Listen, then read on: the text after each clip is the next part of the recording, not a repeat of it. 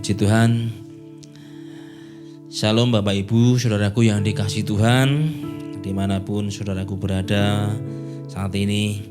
Saya percaya berkat rahmat kasih Tuhan boleh nyata dalam hidup kita, walaupun saat ini dalam masa-masa keadaan akhir zaman yang susah karena satu wabah yang sedang muncul di seluruh dunia. Tapi kita percaya bahwa wabah ataupun virus yang dibuat oleh seseorang ini itu tidak dapat memisahkan kisah kita dari Tuhan, tidak dapat memutuskan kita dari kasih Tuhan. Walaupun mungkin ada orang berkata ini teori konspirasi, ada orang membuat dan sebagainya, tapi memang virus ini kan sebenarnya sudah ada, hanya menjadi baru karena ada asam ditambah dengan asam apa saya agak lupa.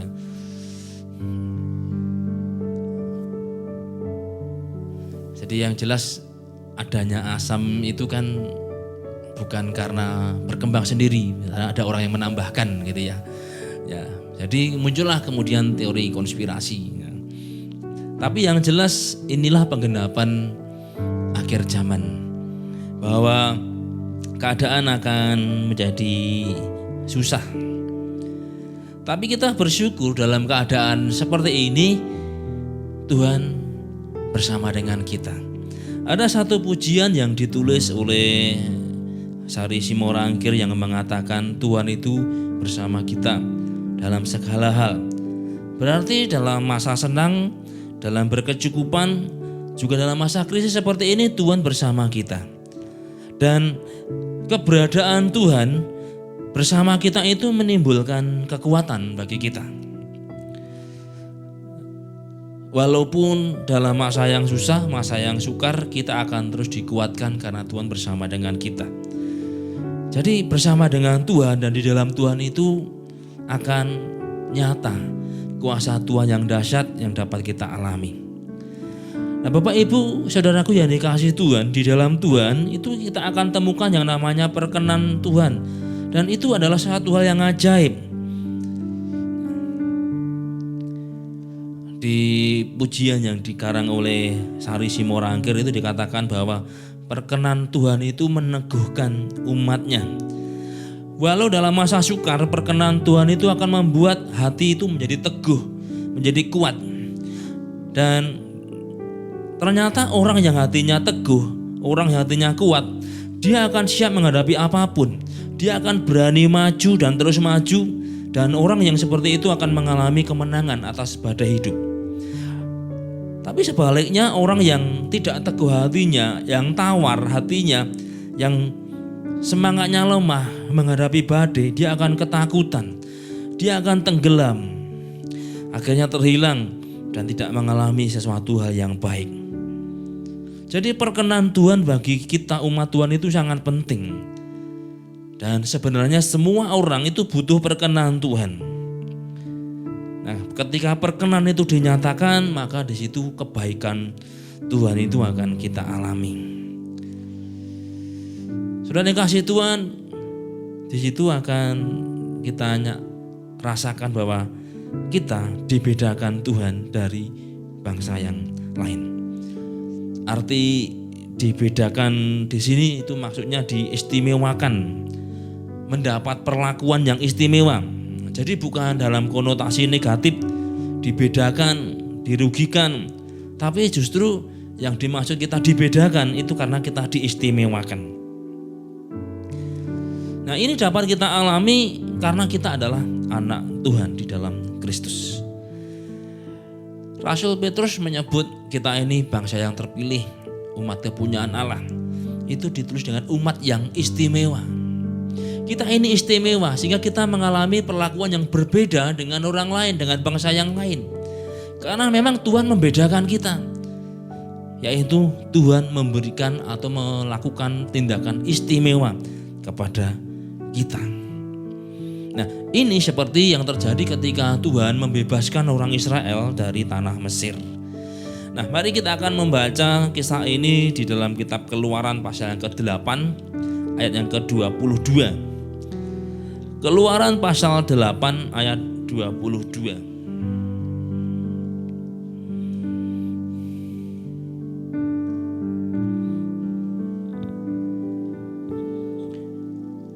Keluaran pasal 8 ayat 22 saya bacakan. Tetapi pada hari itu aku akan mengecualikan tanah Goshen di mana umatku tinggal, sehingga di sana tidak ada terdapat pikat, supaya engkau mengetahui bahwa aku Tuhan ada di negeri ini. Tuhan berkata, aku akan mengecualikan tanah Goshen. Kenapa? Karena di situ umat Tuhan tinggal. Bapak Ibu saudaraku yang dikasihi Tuhan, kita sudah tahu tentang kisah bagaimana Tuhan menulai Mesir. Tuhan menyuruh orang Mesir untuk membiarkan umat Tuhan keluar dari Mesir dan pergi ke tanah perjanjian. Tapi Firaun mengeraskan hati, dia tidak mau nurut apa yang Tuhan perintahkan. Dan akhirnya kita tahu tulah demi tulah terjadi dan itu menghancurkan Mesir. Mesir yang pada waktu itu menjadi negara yang maju menjadi rusak sama sekali oleh tulah-tulah yang terjadi. Tuhan sudah menyampaikan perintahnya kepada Firaun melalui Musa, tapi kenyataannya Firaun menghalangi atau menentang perintah Tuhan itu. Saudara yang dikasihi Tuhan, ada satu hal yang menarik di sini. Ketika tulah diturunkan atas Mesir ya, sampai semua anak sulung mati ya. Itu bahwa yang terjadi di mana ketika di seluruh Mesir terkena tulah, tapi ada satu daerah yang masih masuk wilayah Mesir tapi aman. Dan daerah itu adalah Goshen. Goshen mendapat perkecualian. Goshen dibedakan. Goshen diistimewakan. Nah, inilah yang saya katakan bahwa kita umat Tuhan itu akan dibedakan. Dalam arti mendapat perlakuan istimewa. Nah, Tuhan mengecualikan Goshen. Kenapa? Karena di situ ada umat Tuhan, ada anak-anaknya. Mereka mendapat perlakuan istimewa. Ketika seluruh daerah Mesir hancur, Goshen aman. Nah, kita akan mempelajari hal ini. Bapak Ibu saudaraku yang kekasih, bahwa kita adalah umat Tuhan. Kita ini istimewa. Tuhan sudah mengecualikan kita. Pada hari itu Tuhan berkata, aku akan mengecualikan Goshen. Pada hari itu, suatu hari tertentu, itu adalah hari yang spesial. Dan saya percaya hari-hari ini umat Tuhan dapat menikmati yang namanya hari-hari yang spesial itu.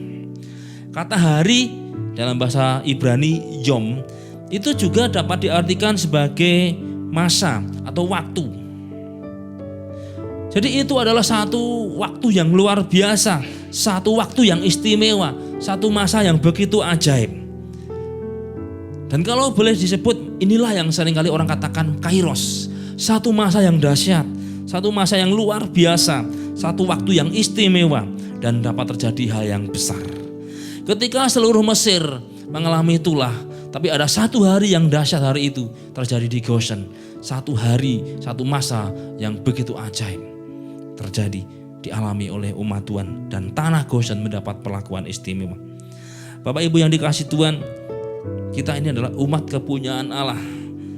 Rasul Petrus dalam kitab 1 Petrus mengatakan, kita adalah umat yang istimewa. Maka kita pun akan mengalami perlakuan yang istimewa. Apa makna dikecualikan di sini? Tuhan berkata, pada hari itu, pada masa yang luar biasa itu, aku akan mengecualikan tanah Goshen. Ada sesuatu yang istimewa terjadi. Dikecualikan, apa yang maksudnya? Makna dikecualikan. Kata dikecualikan ini dalam bahasa aslinya ditulis dengan kata palah. Kita harus mengalami yang namanya sesuatu yang istimewa, palah yang dari Tuhan. Makna palah itu yang pertama adalah dikeluarkan. Kita di dalam Kristus itu sebenarnya sudah dipindahkan, dikeluarkan dari gelap kepada terang yang ajaib. Kita ini orang-orang palah. Artinya kita sudah dikeluarkan. Dari mana? Dari gelap kepada terang. Di dalam kitab Kolose, Rasul Paulus berkata, Kolose 1 ayat 13, Ia sudah melepaskan kita dari kuasa kegelapan dan memindahkan kita ke dalam kerajaan anaknya yang kekasih. Dalam versi firman Allah yang hidup dikatakan demikian. Tuhan itu sudah melepaskan kita dari kuasa kegelapan dan memindahkan kita. Itulah hakikat kita, Bapak Ibu yang dikasihi Tuhan, sebagai orang yang dikecualikan Tuhan. Kita sudah berbeda dari yang lama karena kita sudah pindah. Kita sudah moving dari gelap kepada terang dalam kerajaan. Kita bukan lagi anak-anak di luar kerajaan, tapi kita adalah anak-anak kerajaan. Dunia kita adalah dunia terang, bukan lagi dunia gelap. Karena kita sudah keluar dari masa lalu yang gelap dan hidup di dalam masa kini yang terang. Nah, dalam terang itulah kita akan mendapat perlakuan yang istimewa. Makna palah yang kedua itu adalah menjadi berbeda. Kita sudah berbeda dari dunia karena kita sudah dipisahkan dari dunia. Rasul Paulus berkata agar kita tidak serupa dengan dunia lagi. Kalau kita kembali kepada dunia itu ada gambaran istilahnya babi kembali kepada kubangannya. Tapi kita adalah orang-orang yang hidup, yang terus berjalan di dalam terang. Karena kita sudah dibedakan Tuhan, maka mari kita hidup berbeda. Kenapa orang Kristen harus berbeda? Karena memang orang Kristen sudah dibedakan Tuhan. Sama seperti umat Allah di Goshen, mereka mengalami perlakuan yang berbeda. Ketika seluruh daerah Mesir mengalami itulah, Goshen mengalami keadaan yang berbeda. Jadi mereka dibedakan oleh Tuhan. Nah, hal yang sama dengan kita. Kita ini harus berbeda karena memang kita sudah dibedakan oleh Tuhan. Kita sudah dibawa ke dalam terang. Kita sudah mendapat berkat dalam terang. Karena kita dibedakan oleh Tuhan dari dunia, maka oleh sebab itu kita mesti berbeda dan itu adalah hal yang wajar. Itu hal yang logis.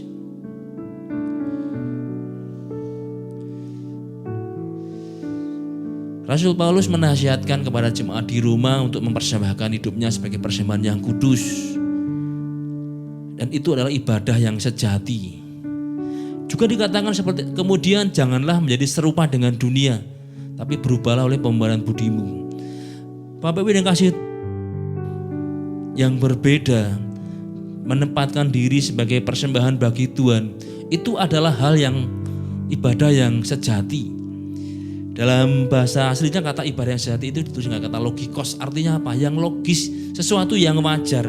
Maka kalau dikatakan kenapa kita harus punya cara hidup yang berbeda? Karena memang kita sudah dibedakan oleh Tuhan. Kita sudah mendapat perlakuan yang berbeda, yaitu istimewa dari Tuhan. Sama seperti orang Israel di tanah Goshen. Ketika seluruh Mesir dilanda wabah, kena tulah. Tapi Goshen menjadi daerah, area yang berbeda. Ada satu masa di situ yang dicatat sejarah bahwa itu adalah area yang mengalami keadaan yang luar biasa. Pada masa itu Goshen mengalami masa yang berbeda. Kita saat ini sedang hidup di dalam masa yang luar biasa. Masa di mana Tuhan melakukan satu tindakan mengistimewakan kita umatnya. Maka mari kita hidup sebagai orang yang berbeda dari dunia. Dan itu adalah sesuatu yang logis, sesuatu yang wajar. Itulah palah diistimewakan, maka kita mesti berbeda. Dan di sini dikatakan bahwa di Goshen itu ada hal yang istimewa. Umat Tuhan hari itu tinggal di Goshen, bukan di tempat yang lain. Goshen menjadi daerah yang aman, tempat yang aman daripada tanah lain di Mesir. Kita bisa bayangkan seandainya ketika terjadi tulah hari itu dan orang Israel kemudian keluar dari Goshen, saya pikir dia bisa kena tulah. Karena dia keluar dari area. Sebab area yang Tuhan kecualikan hari itu adalah Goshen. Mereka harus tinggal di Goshen. Tapi seandainya ada satu anak Tuhan waktu itu kemudian dia keluar pergi ke daerah lain, dia bisa mengalami kesukaran. Dan masa itu, waktu itu menjadi waktu yang luar biasa bagi Goshen. Ketika area yang lain mengalami kesukaran, Goshen aman. Jadi orang Israel mereka harus ada di Goshen. Arti Goshen ketika saya lihat itu artinya bagus sekali, yaitu semakin mendekat. Bapak Ibu, saudaraku yang dikasihi Tuhan, perlakuan istimewa dari Tuhan itu akan kita alami ketika hidup kita semakin dekat kepada Tuhan. Ada satu pujian yang mengatakan, ku ingin lebih dekat, menikmati kehadiran-Mu. Satu hal yang Tuhan inginkan dari kita sebenarnya adalah seperti Maria, duduk, diam, mendengar suara Tuhan. Artinya keintiman. Itu yang Tuhan inginkan. Bukan berarti kemudian kita tidak perlu mempersembahkan. Ketika kita mempersembahkan itu kan sebagai satu wujud bagaimana kasih kita kepada Tuhan. Salah satu saja. Tapi sebenarnya Tuhan kan mau lihat hati kita. Tuhan inginkan hati kita. Dan Tuhan menginginkan kita tinggal di Goshen. Yaitu apa? Semakin mendekat. Perlakuan istimewa itu akan kita alami ketika kita semakin mendekat pada Tuhan. Ketika Tuhan Yesus datang ke rumah Lazarus di Betania, Marta sibuk melayani, mempersiapkan hidangan, tapi Maria duduk diam. Pertanyaannya, ketika Tuhan Yesus berkata kepada Marta, Marta, engkau sibuk dan khawatir dengan segala sesuatu. Apakah Marta melakukan tindakan yang salah? Sebenarnya tidak. Marta tidak salah mempersiapkan. Tapi sikap hati Marta yang tidak tepat, itu yang Tuhan tegur. Tapi dikatakan di situ Maria memilih yang terbaik,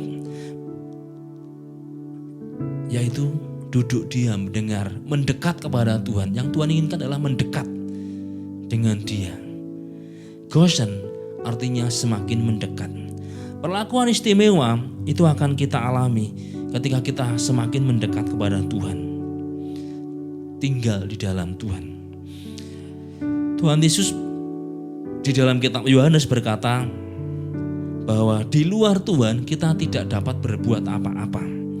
Yohanes 15 mengatakan, aku memang seperti pokok anggur dan kamu seperti cabang-cabangku.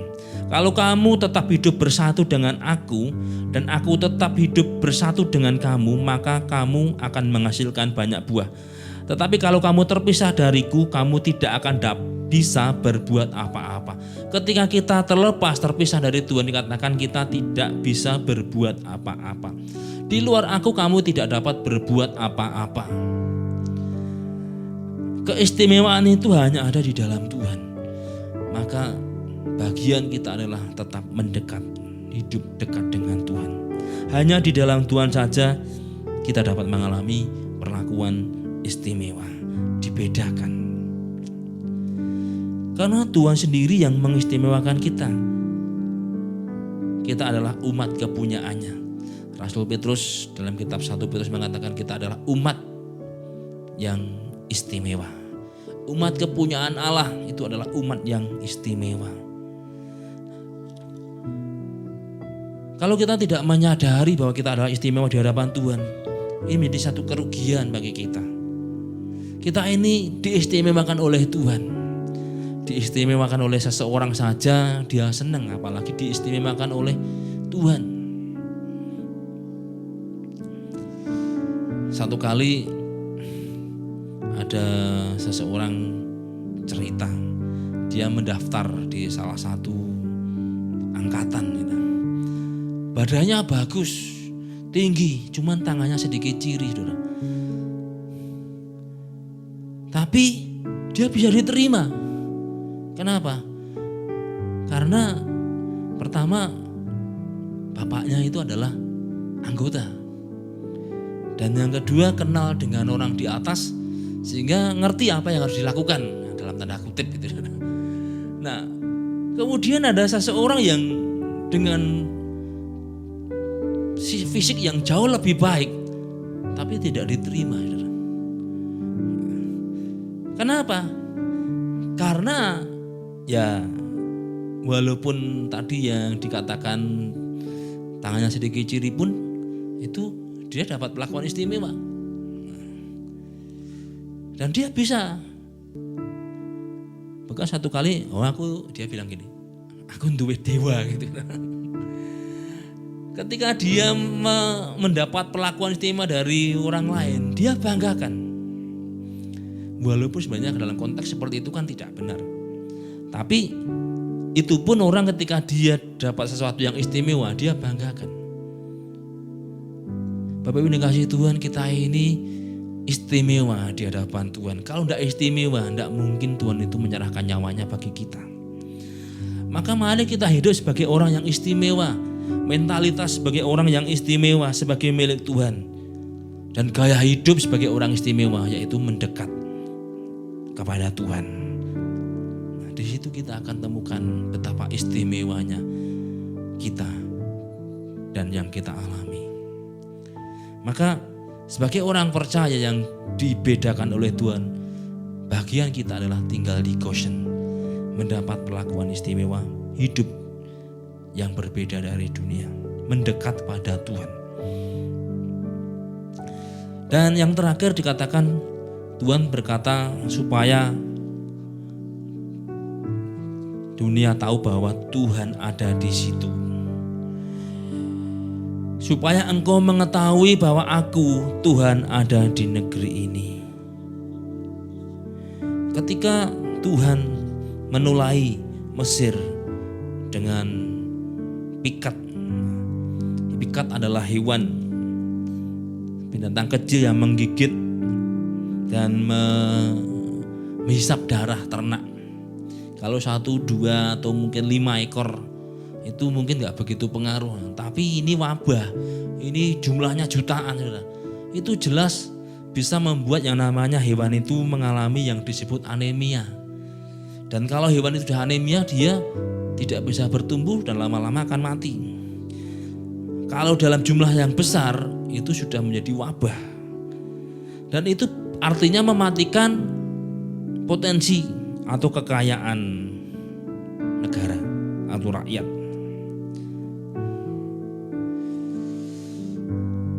Jadi kalau boleh dikatakan intinya pada masa itu terjadi kerugian besar di Mesir karena ada wabah. Tapi tempat orang Israel tinggal tidak terjadi. Kenapa? Karena Tuhan ada di situ. Tuhan ada di situ.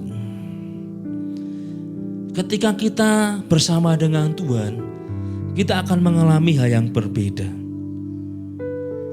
Nah, Bapak Ibu yang dikasihi Tuhan, hari ini hampir seluruh dunia menghadapi keadaan yang sama, mengalami wabah.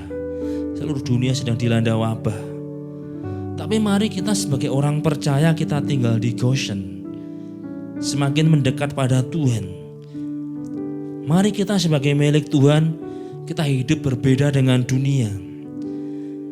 Karena kita sudah dikeluarkan dari dunia, yaitu pola hidup dunia. Maka mari kita mempunyai cara hidup dan gaya hidup sebagai orang yang berbeda, yaitu meninggalkan cara hidup yang lama yang dikuasai oleh dosa. Yang Tuhan mau dari kita hanyalah kita mendekat pada Tuhan. Dan semakin dekat pada Tuhan, dunia boleh menghadapi wabah karena memang itu ketentuan Tuhan. Tapi kita percaya kalau kita tinggal di Goshen, kita akan mendapat perlakuan yang berbeda. Tentunya bukan berarti kemudian kita semau kita. Seperti gambaran di Goshen tidak terjadi sesuatu. Tapi kalau orang Israel hari itu kemudian dia keluar, dia pergi ke daerah lain, ya dia bisa kena dampak. Ada banyak tulah waktu itu, 10 tulah. Dan Tuhan memerintahkan semua orang Israel mengolesi ambang pintunya dengan darah. Tapi kalau orang Israel dia tidak mengolesi, ya berarti dia bermain-main. Dia bisa kena tulah. Atau ketika terjadi hujan es yang dahsyat, tanah Goshen dibedakan oleh Tuhan. Tapi kalau orang ini justru malah keluar ke daerah lain, dia bisa kena dampak, bisa tertimpa es, bongkahan es. Dan bongkahan es hari itu bukan hanya sebesar es kristal yang biasa kita beli di warung. Bongkahan-bongkahan es yang terjadi hari itu bisa sebesar kerbau. Itu kita bisa bayangkan kalau es sebesar kerbau, orang tertimpa bisa mati. Karena dikatakan di situ hewan-hewan yang tertimpa hujan es itu mati. Berarti es itu sangat besar. Nah kalau ada orang Israel dia malah keluar ketika terjadi wabah seperti itu, ya resikonya dia akan mengalami kerugian sendiri, bukan salahnya Tuhan. Tapi kalau dia tinggal di Goshen, dia akan mendapat perlakuan berbeda. Hari ini seluruh dunia mengalami yang namanya wabah. Tapi mari kita tinggal di Goshen, semakin mendekat kepada Tuhan. Sesuai dengan protokol yang ditetapkan pemerintah, ya kita lakukan seperti Tuhan memerintahkan supaya tidak pergi ke daerah lain, tetap tinggal di Goshen. Ya mereka melakukan seperti Tuhan memerintahkan untuk mengolesi ambang pintu dengan darah kurban. Mereka melakukan. Ya, pemerintah mengharuskan kita untuk memakai masker, mencuci tangan, hand sanitizer dan sebagainya. Ya kita lakukan. Tapi perlindungan itu sebenarnya dari Tuhan. Perlindungan itu ada di Goshen, mendekat kepada Tuhan. Dan disitulah kita akan temukan yang namanya kita dibedakan. Kita mendapat perlakuan yang istimewa. Supaya apa? Supaya semua orang tahu bahwa Tuhan ada di sini. Tuhan ada bersama dengan kita. Tuhan ada di tempat kita. Ini yang harus kita buktikan, kita tunjukkan bahwa Tuhan bersama dengan kita sehingga kita mendapat sesuatu yang berbeda. Dalam perekonomian, imbas dari virus corona cukup besar pengaruhnya. Terjadi yang namanya pemutusan hubungan kerja atau PHK. Dirumahkan, ada orang seminggu dia kerja hanya 2 kali. Kalau dulu tiap hari dia bisa kerja, tapi karena imbas dari virus ini banyak perusahaan mengurangi produksi. Ada satu perusahaan garmen di Jawa Tengah, dicatat lebih dari 9 perusahaan terkena dampak dan tidak berproduksi sama sekali beberapa waktu yang lalu. Kenapa? Karena bahan bakunya itu diimpor dari Tiongkok dan di sana lockdown sehingga mereka tidak bisa mengambil bahan baku. Ya kalau tidak ada bahan baku bagaimana mau bekerja? Ya akhirnya 9 perusahaan itu berhenti total. Bapak Ibu ini kasih Tuhan bisa dibayangkan, satu perusahaan itu ribuan tenaga kerja, kalau ini 9 itu berapa perut? Kalau satu orang bekerja di situ dia menanggung 4 perut kalau dia punya anak 2. Kalau 9 perusahaan itu banyak. Pemerintah memang sudah memberikan banyak stimulus dan salah satunya hari ini BLT cair dan kemudian juga ada yang ditransfer untuk UKM, untuk usaha kecil menengah. Pemerintah memberikan stimulus, ada yang hampir 2,5 juta, ada yang 600.000. Bapak Ibu dikasih Tuhan, itu usaha pemerintah untuk menolong rakyat. Tapi sebenarnya pertolongan itu datang dari Tuhan. Mendapat bantuan sekalipun ketika kita tidak bersama dengan Tuhan, Alkitab mengatakan di luar aku kamu tidak bisa berbuat apa-apa. Tapi kalau walaupun tidak mendapat bantuan, tapi ketika kita bersama dengan Tuhan, maka hal yang berbeda itu akan kita alami. Disinilah bagian kita. Mari kita tunjukkan bahwa Tuhan itu bersama dengan kita. Tuhan ada bersama dengan kita. Dan di situ kita akan tunjukkan bagaimana kita ini adalah orang-orang yang istimewa dan mendapat perlakuan yang istimewa dari Tuhan. Maka mari kita semakin mendekat kepada Tuhan. Menghadapi masa yang sulit ini, kita tidak perlu takut, tapi bagian kita adalah semakin dekat dan semakin dekat. Di Goshen semakin mendekat kepada Tuhan. Perkenan Tuhan akan nyata dalam hidup kita. Nah, puji Tuhan, bila firman Tuhan ini menjadi berkat bagi setiap kita.